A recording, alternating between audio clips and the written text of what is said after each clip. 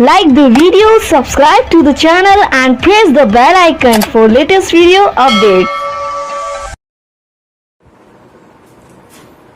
चलो विद्यार्थी मित्रों, ધોરણ 12 પ્રકરણ ભૌતિક વિજ્ઞાન પ્રકરણ નંબર 1 વિદ્યુત ભાર અને વિદ્યુત ક્ષેત્ર ભાગ નંબર 17 માં હું આપનું સ્વાગત કરું છું.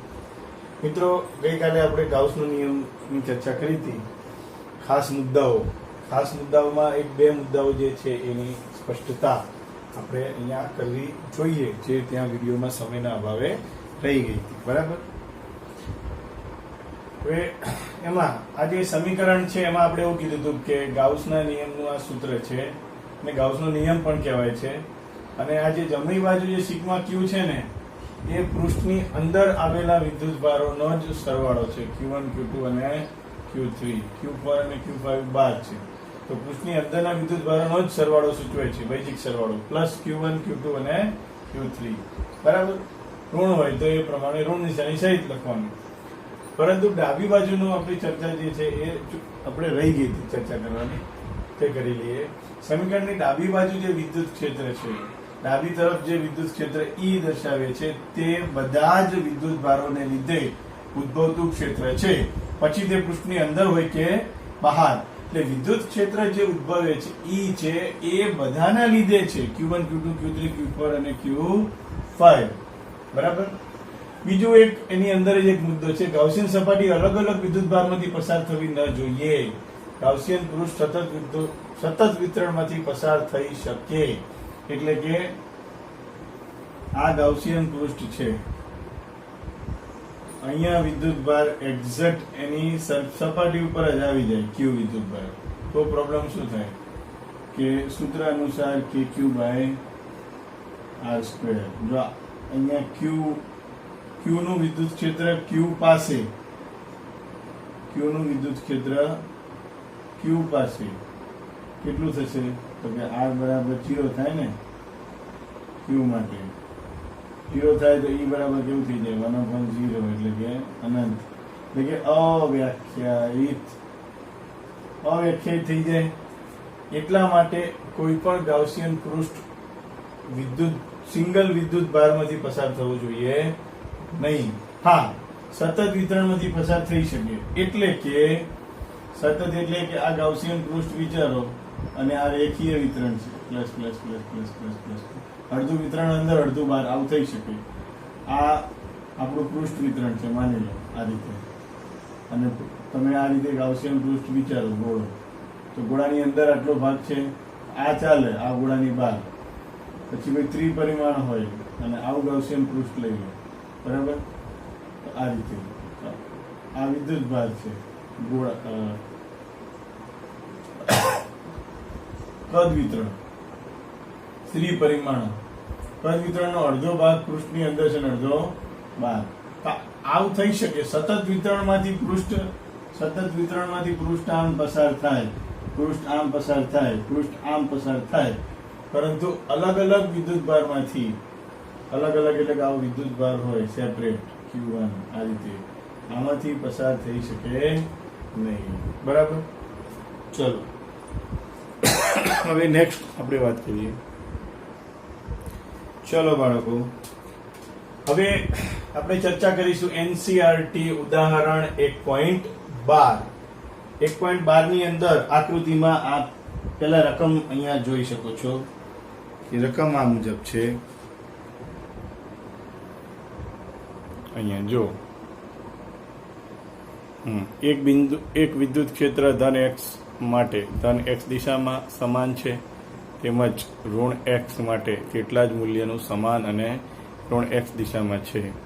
x > 0 માટે E બરાબર 200 I ન્યૂટન પર કુલમ અને x < 0 માટે E બરાબર -200 I ન્યૂટન પર કુલમ આપેલ છે.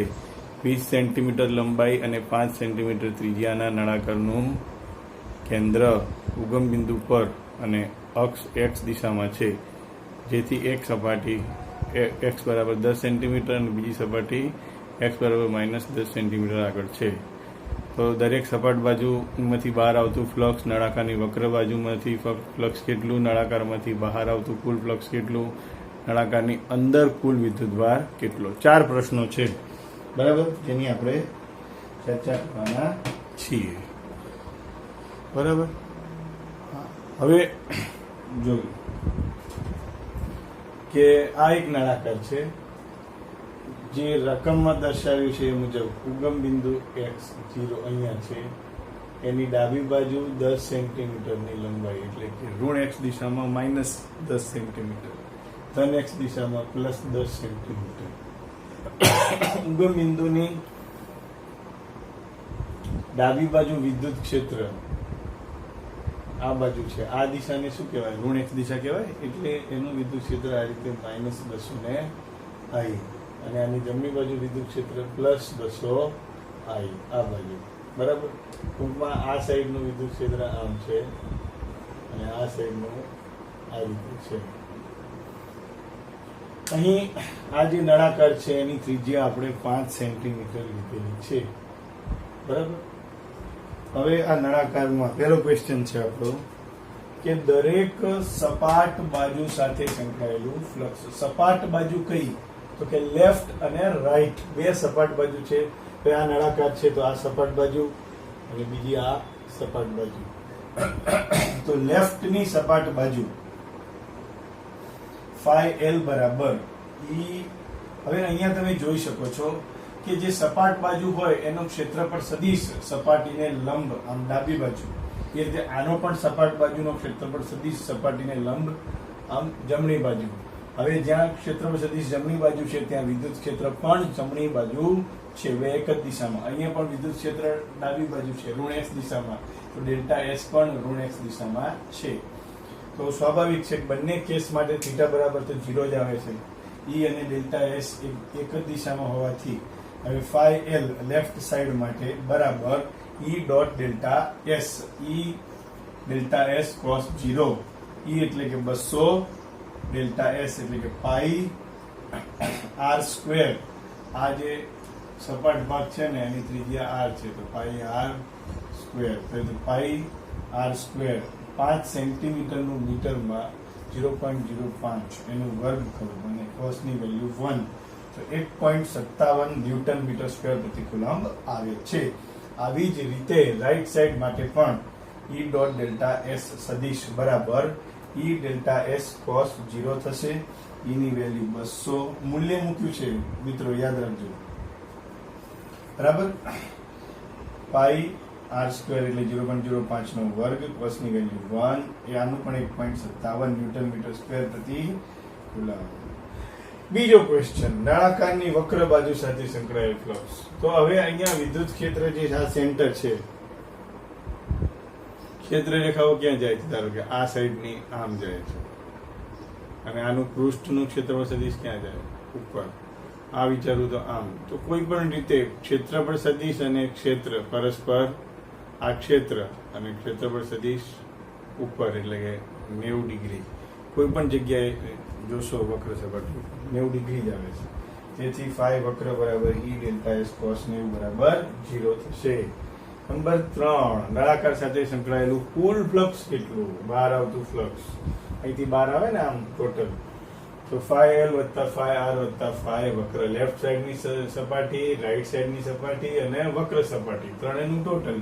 લેફ્ટ સાઈડની સપાટીનું 1.57 હતું, રાઈટ સાઈડનું પણ 1.57 હતું અને વક્રનું 0 હતું. ત્રણ ટોટલ 3.14 થશે.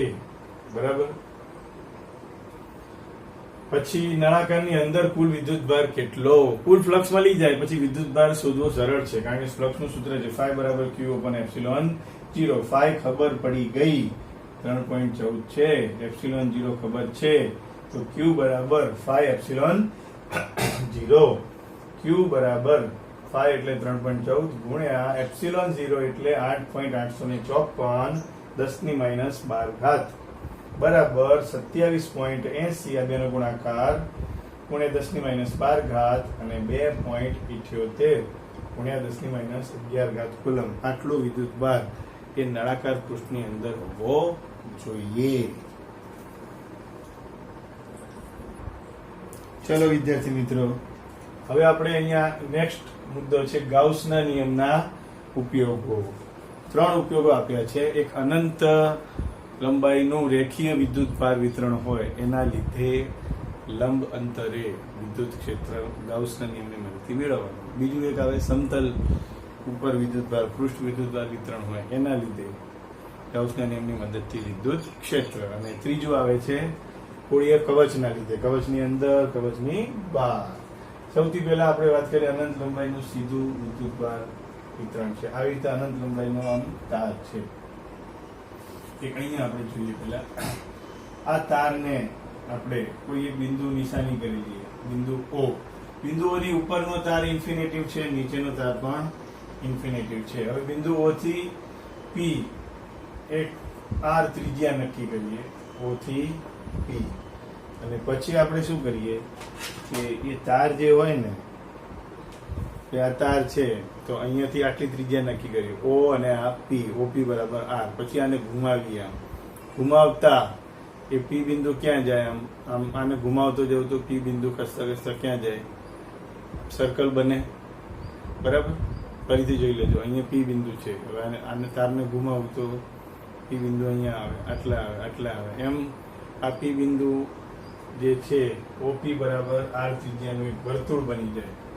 આ જે વર્તુળ બન્યું ને આ આટલું, એ વર્તુળ ઉપરના બે બિંદુઓ બીજા મેં લખ્યા છે, P dash, P double dash અને બીજું ત્રીજું વધારાનું P ટ્રિપલ ડેશ.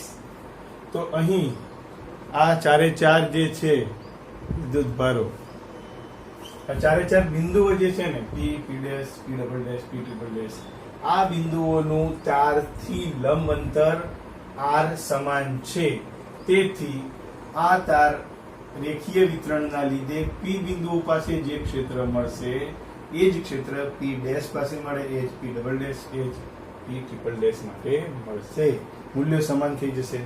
સર્કલ ઉપર મૂલ્ય સમાન, પરિઘ ઉપર સમાન. હવે ડાયરેક્શનની વાત કરીએ, દિશા કઈ હશે પરિઘ ઉપર? ધારો કે P બિંદુએ આપણે દિશા જાણવી છે તો આપણે શું કરીએ કે ભાઈ આ જે O બિંદુની ઉપરનો ભાગ અને O બિંદુની નીચેનો ભાગ એવા કેટલા અનંત ટુકડા કરી જાય. સેન્ટર O ની ઉપરનો આ ટુકડો હોય તો આ ટુકડો, આની ચર્ચા હોય તો આ બે ચર્ચા, આ બેની જ્યારે ચર્ચા કરતા હોય, આ બેની આ બિંદુ પછી જોઈતું હોય તો આના લીધે અહીંયા આમ અપાકર્ષી, આ અપાકર્ષી. બરાબર, આમ થશે. એ રીતે અહીંયા એક બિંદુ ખંડ P1 અને ખંડ P2. P1 ના લીધે અહીંયા P બિંદુ પાસે 1 કુલમ મૂકી દો, પેલા 1 કુલમ, તો P આ શું કરે, 1 કુલમને અપા કરશે, EP1. એ રીતે આના લીધે પણ અહીંયા 1 કુલમને અપા કરશે, EP2. હવે બંને સરખા અંતરે છે એટલે ખૂણો કેવો હશે, આમ સરખો હશે.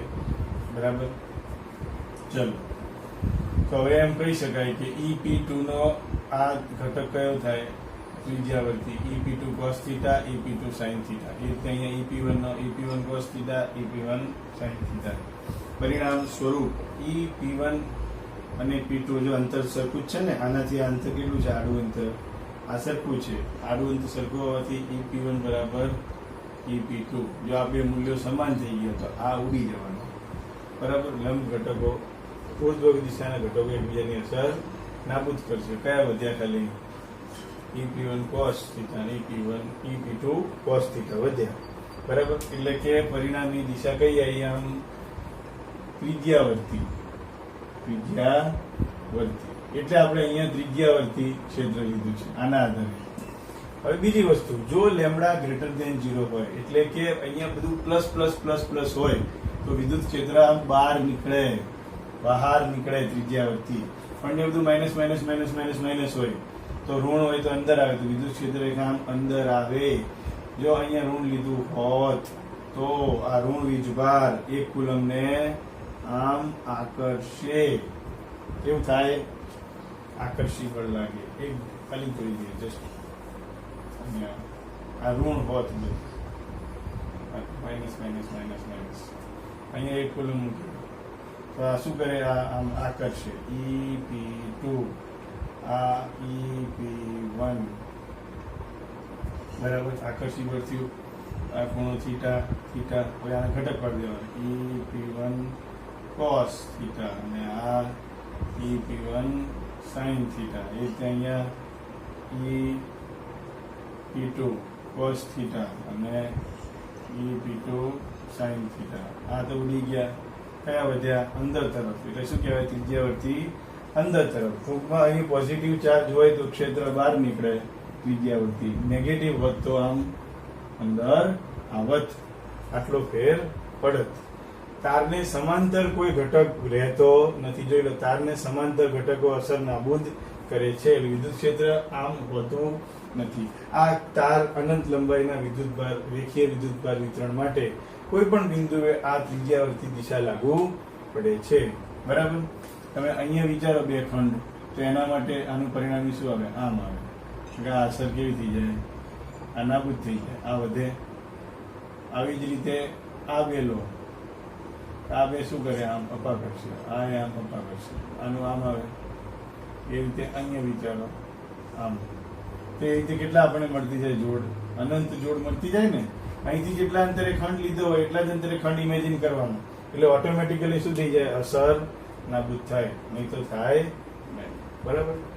હવે એવું લેવાનું કારણ કે બે બાજુ અનંત છે, કોઈ બાજુની લંબાઈ નાની, કોઈ બાજુ મોટી, એવું છે નહીં. બરાબર? ચલો, હવે જે બિંદુએ આપણે વિદ્યુત ક્ષેત્ર જોઈતું હોય એ બિંદુમાંથી પસાર થતું ગાઉસિયન પૃષ્ઠ વિચારવું પડે.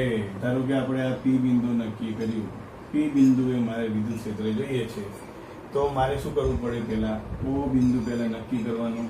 બિંદુ ઓ થી આર જેટલા અંતરે બિંદુ પી, ઓપી બરાબર આર ત્રિજ્યાનો એક અંતર વિચારો, ત્રિજ્યા. પછી આમ ફેરવવાનું. ફેરવવાનું એટલે શું થાય કે આ આર ત્રિજ્યા વાળું બિંદુ છે ને આમ ફરતું જાય, શું બની જાય? એક નળાકાર બની જાય. બરાબર? તો અહીંયા આ નળાકાર ઉપરના કોઈ પણ બિંદુઓ પાસે P, P dash, P double dash, P triple dash, આ બધી જગ્યાએ મૂલ્યો કેવા હશે? ક્ષેત્રના સમાન જ હશે ને. કારણ કે આનું અંતર ઓપી બરાબર આર હોય તો આ પણ આર હોય, આ પણ આર હોય.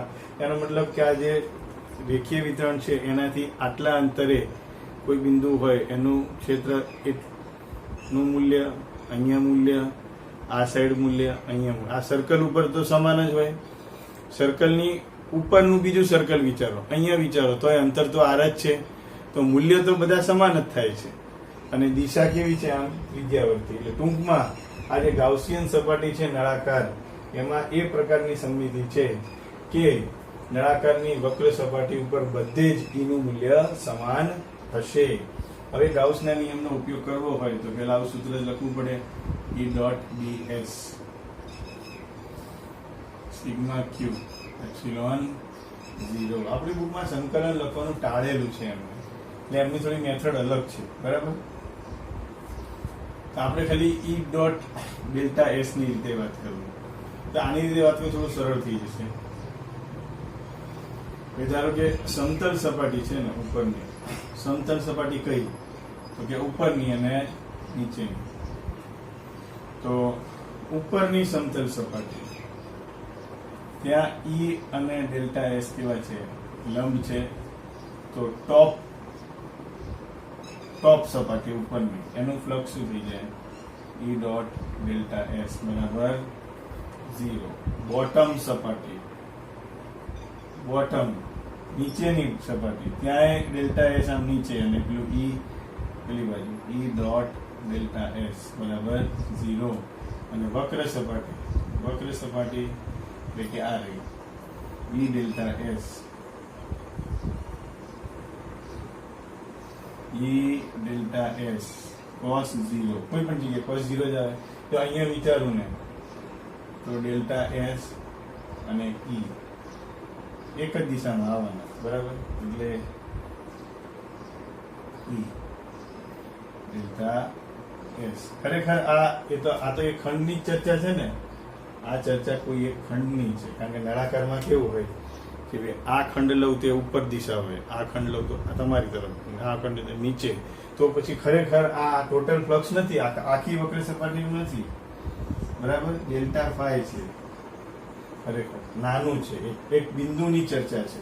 પણ તમારે ટોટલ જોઈતું હોય વક્ર સપાટીનું તો શું કરવું પડે? આવા જેટલા ડેલ્ટા ફાઈ મળ્યા હોય ને મને બધાનો સરવાળો. એટલે ખરેખર ટેકનિકલી શું લખાય કે sigma E delta S cos 0 તો 1 જ હતું બધા માટે, અને પછી ઈ તો બધે અચળ જ છે, તો સિગ્મા ડેલ્ટા એસ એમ લખાય. અને ઈ સિગ્મા ડેલ્ટા એસ એટલે વક્ર સપાટી પર જેટલા પણ આવા નાના નાના ખંડ હોય બધાનો ક્ષેત્રફળ સદિશોનો સરવાળો કરું તો નળાકારની વક્ર સપાટીનું ક્ષેત્રફળ શું આવે? આનું ક્ષેત્રફળ શું આવે? 2πrl e into 2πrl. બરાબર.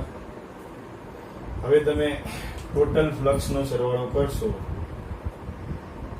ડાબી બાજુનો, તો તમને શું મળશે? અહીંયા એ જુઓ, ડાબી બાજુનું ટોટલ ફ્લક્સ લેફ્ટ, મતલબ કે આપણું જે આ જે સૂત્ર હતું ને E ડોટ BS, એનું શું આવ્યું ટોટલ? તો કે ટોપનો flux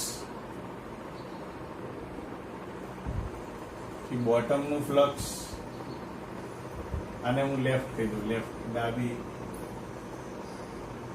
right hand left hand side ને વક્ર ટોપ એટલે કે 0, બોટમ પણ 0, અને અહીં E 2πrl. બરાબર. આપેલું લીધું. હવે રાઈટ હેન્ડ સાઈડમાં શું હોય? Sigma q by epsilon 0. તો તમે જો આ બે નિશાની મેકડી છે ને, આ નિશાની શું દર્શાવે છે? કે વક્રની અંદર કેટલો તાર છે. તો આટલી બે નિશાની વચ્ચેનો તાર આ ગાઉસિયન પૃષ્ઠની અંદર છે. તો કેવી રીતે ખબર પડે કેટલી લંબાઈ છે? પૃષ્ઠની અંદર કેટલી લંબાઈનો વિદ્યુતભાર છે? તો કે જેટલી નળાકારની લંબાઈ હોય ગાઉસિયન પૃષ્ઠના નળાકારની લંબાઈ કેટલી છે? L. તો આ L લંબાઈનો નળાકાર છે, તો આની અંદરનો ભાગની લંબાઈ પણ કેટલી થાય? L. એટલે બંધ પૃષ્ઠની અંદર ઘેરાયેલી લંબાઈ કેટલી? L.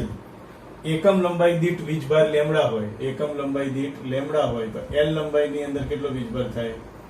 Lambda into L. એટલે કે બંધ પૃષ્ઠ વડે ઘેરાતો વિદ્યુતભાર એકમ લંબાઈ દીઠ લેમડા, તો L લંબાઈના વિદ્યુતભાર વિતરણ ઉપર કુલ વિદ્યુતભાર કેટલો? Lambda into L epsilon 0.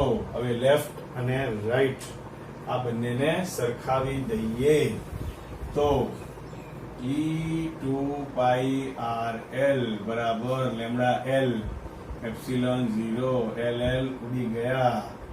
E બરાબર 1/, જો મેં તો ગોઠવણી કરું છું 2π એપ્સિલોન 0 ભેગા લખ્યા, ઉપર લેમડા રાખ્યા, લેમડા 2π એપ્સિલોન 0 અને 1/r. સદિશ સ્વરૂપે લખવું હોય તો n કેરેટ એટલે આને આપણે n કેરેટ કહી દઈએ, ત્રિજ્યાવર્તી. બરાબર. ચલો હવે એને થોડું હજી ઉપર નીચે 2 વડે ગુણી દઈએ. ઉપર 2 લેમડા, નીચે થઈ જાય 4π એપ્સિલોન 0 1/r n કેરેટ. તો આને આપણે 1/4π એટલે કે થઈ જાય તો 2k lambda r n caret. આ પણ એક બીજું સૂત્ર છે જે જરૂર પડી શકે. બરાબર. અહીંયા આપ જોઈ શકો છો કે અનંત લંબાઈનું રેખીય વિતરણ છે. જો અહીંયા પ્લસ ને બદલે માઇનસ ચાર્જ હોત તો દિશા કઈ આવત? અંદર, એટલે કે n કેરેટની વિરુદ્ધ દિશા. બરાબર. તો અહીં લેમડા ગ્રેટર ધેન 0 માટે છે. જો લેમડા લેસ ધેન 0 હોય તો E બરાબર 2k lambda r minus n caret આવું લખવું પડે. બરાબર. આ થઈ ગયું રેખીય વિદ્યુત અનંત લંબાઈના રેખીય વિદ્યુતભાર વિતરણને કારણે ઉદ્ભવતું વિદ્યુત ક્ષેત્ર. બરાબર. મેં અહીંયા એક જ વાર રિપીટ કરેલું છે, આપ વારંવાર વિડીયો જોઈને એ વસ્તુને સમજો. પહેલા આપણે એ ચર્ચા કરી હતી કે વિદ્યુત ક્ષેત્ર શા માટે ત્રિજ્યાવર્તી છે. બરાબર. અને પછી આપણે ગાઉસિયન પૃષ્ઠની ચર્ચા કરી છે. ત્રિજ્યાવર્તી ક્ષેત્ર નક્કી થઈ ગયું પછી નળાકાર ગાઉસિયન પૃષ્ઠ વિચાર્યું. પૃષ્ઠ ઉપર બધે E ની વેલ્યુ સમાન છે. બરાબર. પછી ટોટલ ફ્લક્સ ગણતા હોય તો બધી સપાટી લેવી પડે, ઢંકાયેલી બધી સપાટી. તો વચ્ચેનો વિદ્યુતભાર છે ને આટલો, એ ઉપરની બાજુથી ઢંકાયેલો છે, નીચેથી ઢંકાયેલો છે અને વક્ર સપાટીથી ઢંકાયેલો છે. એટલે 3 જાતના ફ્લક્સ લેવા પડે. એમાં ઉપરની બાજુ માટે ખૂણો કેવો બન્યો? 90. નીચે પણ 90. અહીંયા થીટા 0. પ્રેક્ટિકલી વિચારો કે ક્ષેત્રરેખા આમ જાય છે, આમ, તો આ ઉપરના નળાકારમાંથી આમ પાસ નથી થતી. પાસ થવું એટલે શું કહેવાય? આમ પાસ થાય. એ આમ નળાકારની જે ઉપરની સપાટી છે ને એમાંથી આમ નીકળી જાય છે ક્ષેત્ર, આમ એ રીતે અહીંયા પણ આમ નીકળી જાય છે, એટલે ઉપર નીચેનું 0 આવે. ત્યારે અહીં શું થાય છે? આ નળાકારની સપાટીમાંથી આમ અંદર પાસ થાય છે, બરાબર. તો ખરેખર વક્ર સપાટી સાથે જ ફ્લક્સ મળે છે. આ ત્રીજું. બાકીનું તો 0 જ આવે. તમે સીધું લખી દો કે ઉપર ને નીચે સપાટી માટે 0. આપણે બુકમાં એવું કરીશું, ઉપરની સપાટી નીચેની સપાટી માટે 0 આવે, વક્ર સપાટી માટે આવું છે ડાયરેક્ટ, બરાબર. ચલો હવે આજનું જે લેક્ચર છે આપણે સમાપ્ત કરીએ છીએ. આપ જે છે ભાગ નંબર 16 મેં જે ગયો લેક્ચર હતો આપણો ગઈકાલનો, એમાં નીચે ડિસ્ક્રિપ્શનમાં મેં લિંક આપી છે. એમાં એક લિંક જે ટેલિગ્રામ ચેનલની છે એમાં મેં હોમ અસાઇનમેન્ટની લિંક આપી છે. એટલે પહેલા આપણે ટેલિગ્રામ એપ તમારે ડાઉનલોડ કરવી પડશે અને ડાઉનલોડ કર્યા પછી તમને એ સીધી લિંક ડાયરેક્ટ ટેલિગ્રામમાં ખુલી જશે, બરાબર. અને એમાં તમને હોમ અસાઇનમેન્ટ એટલે કે પ્રેક્ટિસ માટે નોટબુક તમે ઘરે બનાવવાની છે તમારે. અને નોટબુક જે ખાસ કરીને જે શ્રી આર એ પટેલ બોયઝ હાઈસ્કૂલ વઢવાણ જિલ્લો સુરેન્દ્રનગરના વિદ્યાર્થીઓ છે, આ વિદ્યાર્થીઓ જ્યારે ક્લાસરૂમમાં આવશે ત્યારે આ નોટ જે છે એ બનાવવાની છે અને જે અસાઇનમેન્ટ છે એમાં જે પ્રશ્નો છે એના ઉત્તરો ટેક્સ્ટબુકમાંથી જ લખવાના છે, અથવા એમની પાસે જે મટીરિયલ હોય એમાંથી પણ એ લખી શકે છે. એની નીચે મેં ટેસ્ટની લિંક આપી છે. 15 ગુણ, એક માર્કના પ્રશ્નો છે, એવા 15 પ્રશ્નો છે, 15 ગુણની કસોટી. એમને ખાલી એ લિંક ઉપર જવાનું, ક્લિક મારવાનું અને ટીક કરતા જવાનું. ઓન ધ સ્પોટ તમને રિઝલ્ટ મળી જશે કે તમારે 15 પ્રશ્નોમાંથી કેટલા સાચા પડ્યા અને કેટલા ટકા આવ્યા, બરાબર. એ પણ તમે ટ્રાય કરશો. તમારું પરિણામ જે છે મને ખબર પડી જશે, કારણ કે મારી પાસે જે છે એની એક લિંક હોય જેની મદદથી હું જાણી શકું છું કે આ લિંકમાં કેટલા વિદ્યાર્થીઓએ પરીક્ષા આપી અને દરેકના કેટલા ટકા આવ્યા, એ પણ મને ખબર પડી જાય, બરાબર. નેક્સ્ટ ટાઈમ એવું જે હશે તો એનો એક સ્ક્રીનશોટ અથવા તો એ રીતનું જે નાનો વિડીયો છે 1 મિનિટનો તમારા રિઝલ્ટનો સ્ક્રીન રેકોર્ડ કરીને મોકલીશ, બરાબર. Thank you.